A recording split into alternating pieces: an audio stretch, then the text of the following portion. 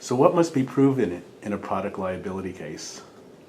In California, we use typically the consumer expectation test to determine whether or not a product is defective.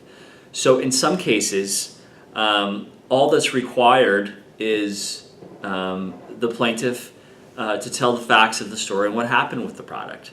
And the jury, from using their own common sense and judgment, can decide that that product did not behave or function like a reasonable consumer would have expected it to.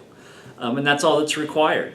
In other cases, expert testimony might be required to help a juror determine whether or not that product functioned or behaved like a reasonable consumer would have expected it to have behaved.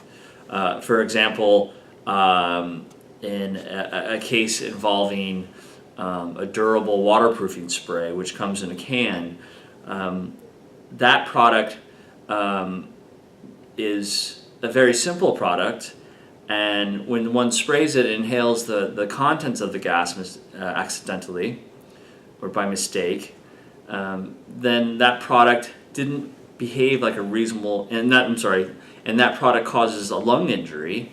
A reasonable consumer would not expect that using that spray and inhaling it accidentally would cause a lung injury. So in a case like that, a plaintiff might just hope that a jury would see that a reasonable consumer wouldn't expect to be injured by spraying this durable waterproofing product. However, you might, a good plaintiff's attorney would probably hire a pulmonologist or some other medical doctor to help show that the contents within the spray get into the lungs and cause scarring in the lungs.